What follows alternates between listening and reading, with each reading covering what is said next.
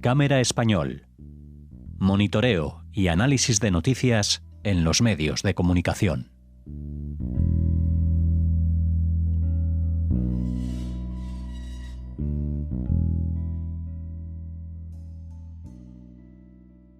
Hola oyentes de Radio Sefarad, es un gusto volver a comunicarnos con Maya Gabriel para seguir hablando desde Cámara en Español. ¿Qué tal, Maya?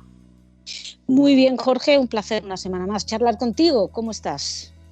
Muy bien. Yo sé que tenías la intención de hacer un resumen de fin de año, lo típico de esta fecha, pero hay cosas que de pronto aparecen en la prensa y que le hacen hervir a uno un poco la sangre, ¿no? Sí, y a mí en este caso, más que hervir la sangre, me parece algo muy interesante porque creo que uno de los grandes problemas con respecto a Israel, y creo que hay que aceptarlo como un problema, es cuando toda crítica contra Israel decidimos que es antisemitismo. Pues no, no es así. Es decir, Israel es un país como cualquier otro que es igual de criticable que cualquier otro país. Creo que hay que decir que es igual de criticable, no necesariamente más criticable que otros, pero bueno, ahí depende. Digamos que las críticas contra Israel creo que a veces pueden estar perfectamente fundamentadas, que no se trata de callar cualquier crítica o disidencia o lo que sea, no. Y de hecho, bueno, tú me estabas comentando que habiendo estado en Israel, las críticas contra los gobiernos israelíes en Israel es precisamente lo que más abunda, ¿no? Hay medios con una gran y profunda dedicación a criticar el sistema israelí dentro del propio Israel. Con lo cual, no se trata de un problema de libertad de expresión. Pero creo que hay que distinguir cuando haces una crítica, que es la famosa crítica legítima, ¿no? Cuando te dicen, es que se puede criticar a Israel sin ser acusado de antisemitismo. Exacto, se puede. El problema es cuando caes en el antisemitismo, que suele ser cuando caes en la repetición de una serie de libelos o estás demonizando. Ahí están las famosas 3D de Nathan Sharansky, que creo que nos pueden servir de guía, ¿no? La demonización, el doble rasero y la difamación. Y en este caso, en el diario El País, lamento que volver a traer El País, un artículo de opinión, o sea, vamos a encargar, no estamos hablando de información, pero la opinión no es inocente cuando la fundamentas en mentiras. Es decir, está muy bien que critiques. ¿Qué ocurre? Que se mezclan un gobierno ultranacionalista israelí, que es innegable y que tiene muchos motivos para ser criticado, legítimamente criticado y condenado si se quiere, y se mezcla eso con medios en el extranjero en su mayoría que no tienen ningún rigor informativo. Entonces hacen pura propaganda y omiten datos esenciales para poder transmitir un mensaje que está creado de antemano. Entonces uno dice, sí, has aprovechado este posible gobierno de coalición de Bibi para poner todo el vitriol, pero da un poco exactamente igual porque ese vitriol ya lo habrías puesto estuviera quien estuviera. Entonces, este artículo que se llama, salió en El País, se titula Dolor por lo que fueron capaces de hacer. No sé exactamente a qué se llama, pero bueno, dice en la bajada, ¿no? el parrafito este que ponen debajo del titular, Israel puede infligir derrota tras derrota a los palestinos, pero no vencerá como no venció la Sudáfrica del apartheid. Ya estamos poniendo... Entonces, claro, o sea, el gobierno de Bibi te puede parecer una basura, me parece fantástico, imposible, pero me parece fantástico. Pero eso no lo convierte a Israel en apartheid. Sí. Porque volvamos a... Sí, incluso se puede dar, no sé si tú opinas lo mismo, que habrá sectores dentro de Israel que tengan miedo de que el país en algún momento pudiera llegar a convertirse justamente en un apartheid si no tuviera una crítica interna, etcétera, pero que existe y que evidentemente las leyes están para evitarlo, ¿no? Por supuesto, bueno, de eso se ha hablado mucho, porque en Israel también les encanta decir no. El tema apartheid es muy interesante. El tema apartheid tiene que ver, es algo que se hace específicamente para fomentar el boicot y la desinversión contra el Estado de Israel, porque fue lo que se hizo en Sudáfrica. De hecho, incluso te fijas, incluso aquellos que utilizan el término apartheid para definir Israel, te reconocen que han cambiado el significado del término apartheid. Porque hasta la saciedad hay que recordar que en la Sudáfrica del apartheid, los negros, que eran mayoría, no tenían los mismos derechos que los blancos. Es que no podían subirse en los mismos autobuses, obviamente no podían votar, estaban en otros barrios, no podían mezclarse con los blancos, había leyes de matrimonio, es decir, eso es apartheid, no es otra cosa. En Israel, los árabes israelíes se casan con quien les dé la gana, son jueces, pueden incluso mandar a la cárcel a antiguos presidentes israelíes, como hizo el juez Karran, que diré es absurdo. Sabemos todos que es absurdo. Entonces, para poder usar ese término, porque es fuerte, es muy impactante, para poder emplearlo hay que cambiar el significado. Hay muchas ONGs, de hecho Amnistía Internacional es una de ellas, y lo utiliza precisamente este artículo como argumento de valor, que han acusado a Israel de apartheid. Pero está basado en la nada, está cambiado en el hecho de que tienen que cambiar el término de apartheid para poder atacar a Israel con eso. Entonces, eso forma parte de una campaña de acoso y derribo contra Israel.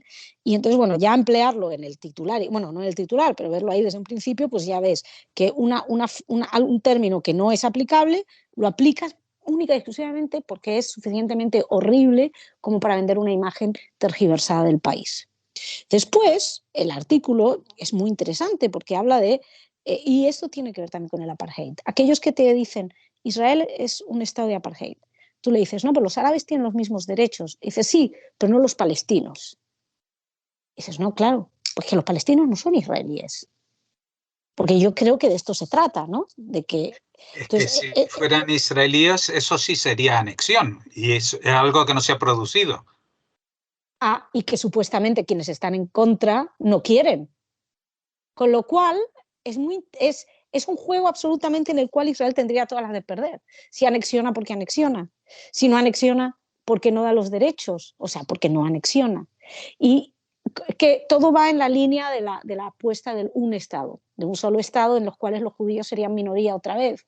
Porque la idea es, en el fondo, ni siquiera, volvemos a que lo que está detrás no es la creación de un Estado árabe-palestino como tal, sino la aniquilación del Estado judío como tal. Y esto te lo reconocen los mismos defensores del BDS, un mismo Omar Barghouti, creo que era el que decía que una Palestina sería que no habría realmente un Estado judío, sería un Estado palestino al lado de otro Estado palestino. Por eso todo BDS te incluye una supuesta repatriación, llaman repatriación, algo absurdo, de millones de refugiados. Porque la idea es evitar que exista un Estado chiquito con una mayoría judía. Entonces, eso es en el fondo, y eso ya sí es antisemitismo, porque es la apuesta por negar a los judíos su derecho a la autodeterminación. Entonces, y de hecho este artículo lo dice que toda una población a la que un gobierno elegido democráticamente niega sus derechos. Momento. Israel no niega los derechos los gobiernos israelíes no niegan los derechos a quienes votan a los gobiernos israelíes, que son los israelíes. Lo que ocurre es que los palestinos no son ciudadanos israelíes. Ellos sí votan, pero votan a Hamás y a la autoridad palestina, y lo votan una vez cada 20.000 años, porque muy democráticos no hay. Y ahí es cuando entramos en el tema doble rasero, porque esto indigna muchísimo, esta posible coalición indigna al país, que es comprensible. Pues jamás les hemos visto un editorial o grandes artículos respecto a cómo tratan Hamás a su propia población, o la misma autoridad palestina, la corrupción, etcétera, autoridad palestina, los grupos terroristas, no. Pero lo que a mí más me llama la atención es un momento dado que dice el párrafo que es el núcleo del dilema que afrontan los palestinos. Y a ver tú, Jorge, ¿cómo te suena esto? ¿Cómo resistir la ocupación, algo a lo que tienen derecho, si todos los actos en que muestren su desacuerdo, por muy pacíficos que sean, son calificados por el gobierno israelí de delitos de deslealtad o de puro terrorismo? Por muy pacíficos que sean. Claro, vamos a ver. El matar, secuestrar, arrojar bombas, piedras, ametrallar, aniquilar con cuchillos, etcétera, no son métodos pacíficos. Los métodos pacíficos no han supuesto ninguna vez un impedimento para que Israel hablan de todas las restricciones que tiene, por ejemplo, para entrada de trabajadores palestinos a trabajar en los territorios de Israel, lo que se conocen la línea verde, ¿no? Que es la línea del armisticio del año 49. Pero vamos a ver, estamos hablando de que otra vez juegan a las dos cosas, ¿no? Juegan a que son ciudadanos, pero no son ciudadanos, le corresponden los derechos de no ser ciudadanos y los de ser ciudadanos también. Exactamente. Y además te minimizan la resistencia o la llamada resistencia como si fueran métodos no pacíficos lo primordial. Y te pone un ejemplo, es que es la deportación de este abogado francés, ¿te acuerdas? Que dicen que es especialista en denunciar abusos contra su comunidad palestina. Sí, bueno, especialista en eso y también fue condenado por el intento de asesinato del rabino Obadia Yosef, fue miembro fue liberado en el acuerdo de Gilad Shalit, miembro del Frente Popular de Liberación Palestina, reconocido por el Frente Popular de Liberación Palestina. Es un pequeño detalle que a lo mejor habría que tener en cuenta, no es solamente un abogado que defiende derechos, es también alguien que ha estado involucrado en algo que es un grupo terrorista, una organización que es un grupo terrorista, no según Israel, según Israel también, pues según el mundo occidental, Estados Unidos, la Unión Europea, etcétera. También habla de Ahmad Mansour. Dime. No, digo que no solamente terrorista el que sale a matar, sino también el que se preocupa de financiar y dar cobertura legal o una apariencia de legalidad a organizaciones no gubernamentales que en realidad lo que hacen es financiar las acciones terroristas. Efectivamente. Bueno, en este caso directamente es alguien que estuvo en la cárcel por haber participado en un intento de asesinato con el grupo, y además está reconocido por el mismo grupo, lo mencionan entre su gente. También habla y esto también es interesante, aquí puede haber una crítica legítima, y es el caso de Ahmad Manasra, que es un chico que fue, según ella, fue muchacho que fue detenido por apuñalar. No, muchacho Ahmad Manasra. Bueno, el caso es que el muchacho, cosa que ella no explica, fue detenido por apuñalar a 2 israelíes. Y el caso es que lo emprisionaron o lo metieron en la cárcel y tiene con 13 años. Y efectivamente son debatibles las edades en las cuales un chico puede entrar en prisión. Creo que en Inglaterra, creo que es a los 9 años, a raíz del famoso caso de un niño al que dos chicos pequeños torturaron y asesinaron. Entonces, la sociedad está impactada y se cambió la edad. Lo mismo en este caso, fueron 2 chicos, uno de 13 y otro de 15, que apuñalaron a 2 israelíes, y entonces impactó y creo que hubo un cambio de edad, se hizo un cambio de edad para que pudieran entrar.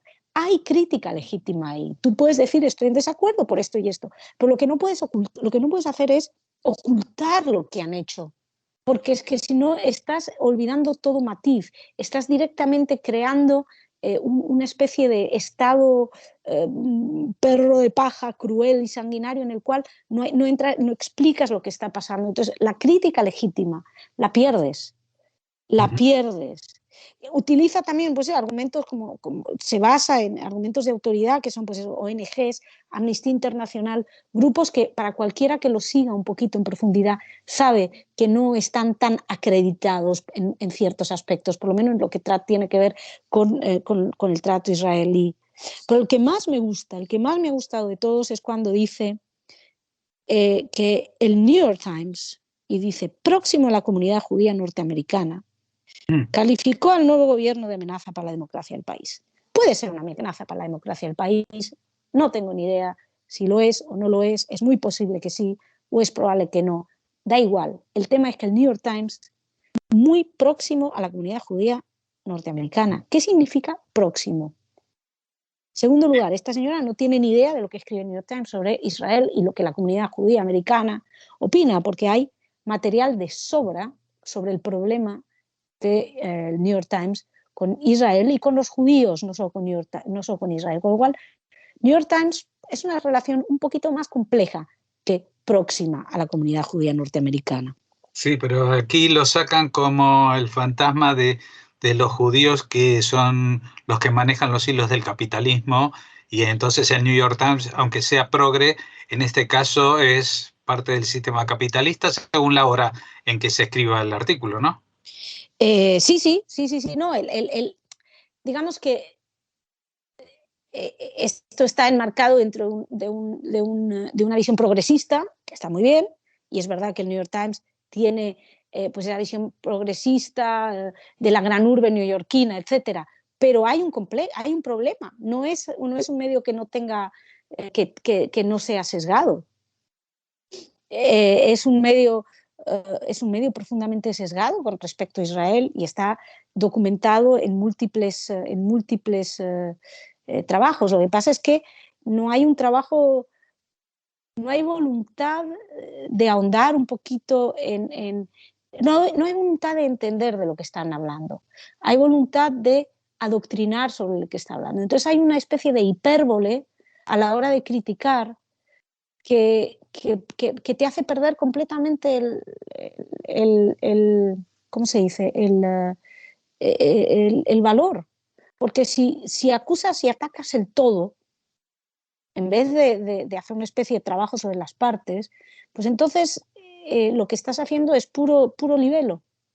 Es como decir, no, miren, los judíos matan porque hay un judío que mató. Israel es horrible porque el gobierno de Israel es bastante dudoso. Y entonces empiezas a atacar cosas. Es decir, creo que para medios, digamos, importantes como es El País, o que han tenido una importancia, este tipo de ataques con metralleta, pues no tienen mucho sentido. Creo que sobre todo cuando tienes base sobre la que criticar, pues podrían tener un poquito más de rigor, ¿no? Mediático, informativo. Sí, y más con la situación que tienen hoy en día después de las elecciones en Israel, que podrían criticar, tener material para criticar sin acudir a exageraciones ni a hipérboles ni a sacar las cosas de contexto. Es verdad que hoy en día hay una coalición con unos postulados muy de derecha, muy fundamentalistas, que son criticables y que son criticados por una gran parte de la población israelí también. Sí, claro, sí. No, menciona Haaretz también, que es el único medio israelí que es mencionado en términos así con una base recurrente en los medios. Sí, pero por supuesto habla también de Haaretz. Bueno, cabe esperar, yo creo que van a venir muchas críticas y creo que van a venir muchas que estarán bien sostenidas, o por lo menos desde cierta perspectiva, pues es normal que se puedan sostener, y espero que se mantengan pues eso, con el rigor que requieren los medios. No necesitas apelar a más para criticar la totalidad. Pues así es, y así nos lo has comentado y ampliado. Gracias, Masha Gabriel, y gracias por el trabajo en todos estos años. Aprovecho que ya estamos en estas fechas a punto de cambiar de número para agradecerte tu colaboración semanal aquí. A vosotros, es un placer poder seguir en contacto y que sigamos, y que el año que viene podamos contar cositas buenas, aunque me temo que vamos a seguir en lo mismo. A ver, hay que pedírselo ya, Papá Noel ya pasó, hay que pedírselo a los Reyes Magos. A los Reyes Magos, a quien sea que traiga algo.